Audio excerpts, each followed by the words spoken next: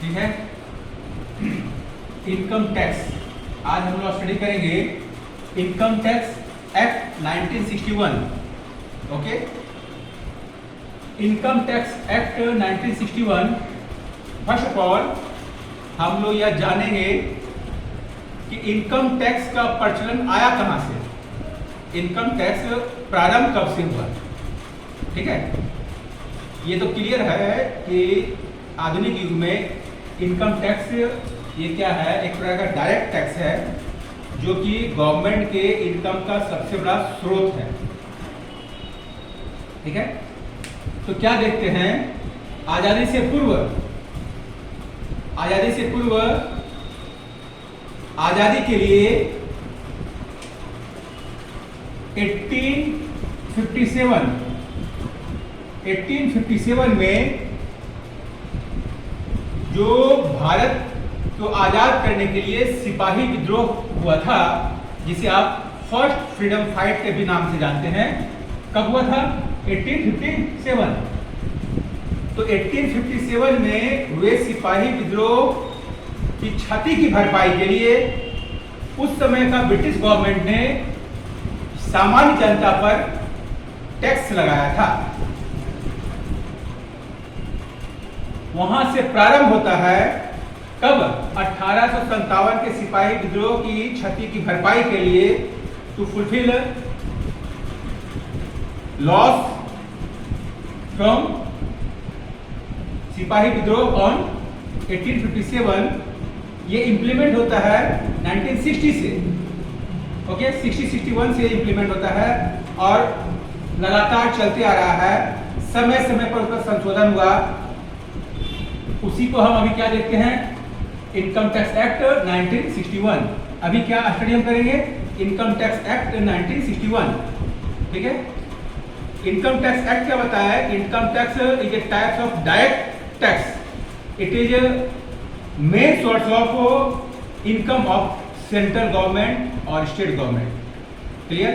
Central government है या state government का सोर्स का, इनकम ऑफ सोर्स का मेन ये स्रोत होता है।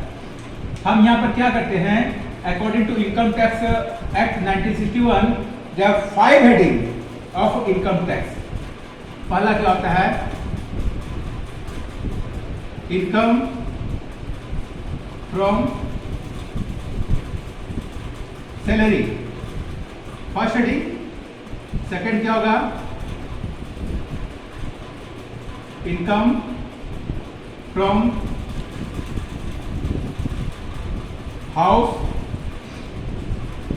प्रॉपर्टी, एंड तीसरा क्या होगा? इनकम फ्रॉम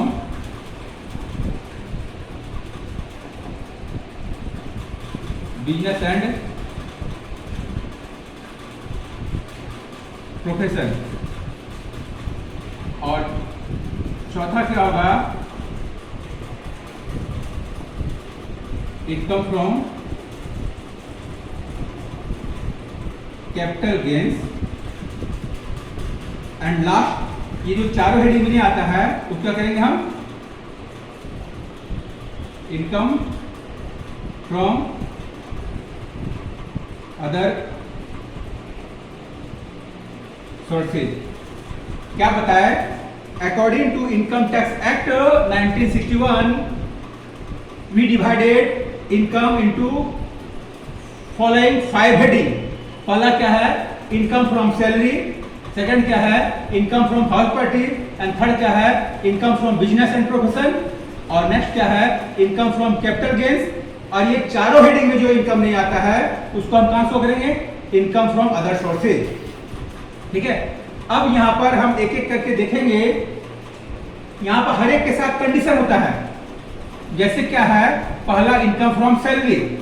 तो सैलरी में हम सिर्फ और सिर्फ वैसे सैलरी को काउंट करेंगे जहां पर कि सैलरी लेने वाले का और सैलरी देने वाले का रिलेशन एम्प्लॉयर और एम्प्लॉई हो।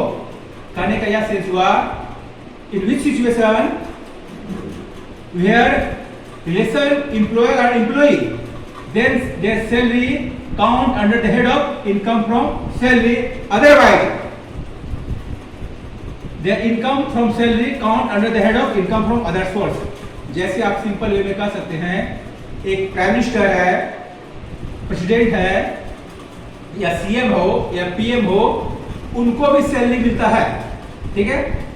आपके राष्ट्रपति है, मुख्यमंत्री है, प्रधानमंत्री, हर एक को सैलरी मिलता है, लेकिन उसके इनकम को हम इनकम फ्रॉम सैलरी के हेड में काउंट ना करते हुए हम इनकम फ्रॉम अदर सोर्स के हेड में काउंट करेंगे। उसके पीछे रीजन क्या है?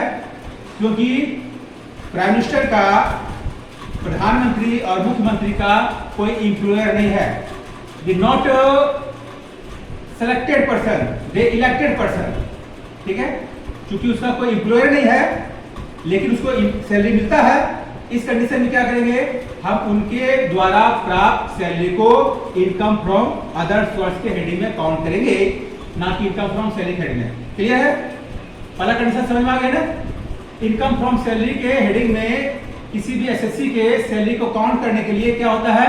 वहां पर रिलेशन होना चाहिए इंप्लॉयर और एम्प्लॉय का, तभी उसके इनकम को इनकम फ्रॉम सैलरी हेडिंग में काउंट करेंगे, otherwise income from salary heading में काउंट नहीं करेंगे, ठीक है। ठीक उसी प्रकार से इनकम फ्रॉम हाउस पार्टी है, ये भी साफ है, हाउस पार्टी है यानी कि मकान संपत्ति से इनकम होना चाहिए, लेकिन कंडीशन क्या है? That house related to that SSC. कहने का यह तात्पर्य हुआ, इनकम फ्रॉम हाउस पार्टी हो रहा है, मकान संपत्ति से आय हो रहा है, लेकिन उस हाउस पार्टी का स्वामित्व उस करदाता के पास है, तब तो उसके इनकम को इनकम फ्रॉम हाउस पार्टी के हेडिंग में काउंट करेंगे, अदरवाइज उसके इनकम को इनकम फ्रॉम अदर सोर्स में काउंट करेंगे।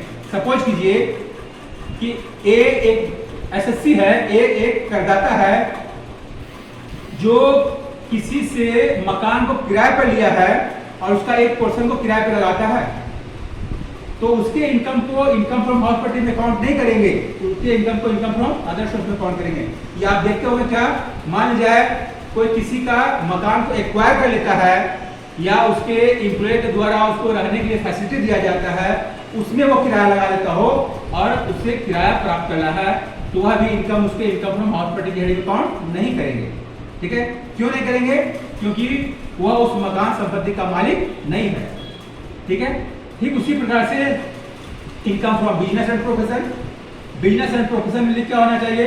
वह उसका रेगुलर बिजनेस हो, वह लीगल हो, तो उसके इनकम को income from business and profession में काउंट करेंगे, अदरवाइज उसके इनकम को इनकम फ्रॉम अदर सोर्स में काउंट करेंगे। ठीक उसी प्रकार से कैपिटल गेन, पूंजी संपत्ति से आए, यहाँ पर भी कंडीशन है, उस कंडीशन को फुलफिल करेगा तो इनकम फ्रॉम कैपिटल गेन में, otherwise income from other source में।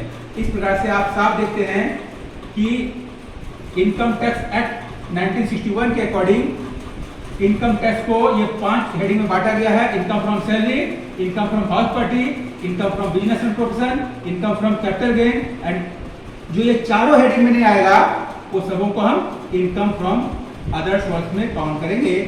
इसके अलावे कुछ ऐसा भी इनकम होता है जो सिर्फ और सिर्फ इनकम फ्रॉम अदर सोर्स में काउंट करेंगे, ठीक है। तो यहाँ पर हम एक एक करके एक एक टॉपिक को डिटेल डिस्क्राइब करेंगे। इसके साथ यह जानना पड़ेगा इसको हम कैसे कंप्यूट करेंगे, how to compute taxable income from salary, how to compute taxable income from house party, how to compute taxable income from business profession, इसका क्या क्या एग्जेम्पशन है, क्या क्या प्रोसेस है, सारे को डिटेल डिस्क्राइब करेंगे, ठीक है। तो आज इसको समझिए, नेक्स्ट डे फिर एक एक टॉपिक करके डिस्क्राइब करते हैं, ठीक है। आज क्या है? इनकम टैक्स एक्ट 1961 के according there are 5 heading of income, ठीक है। आज इतने रहिए।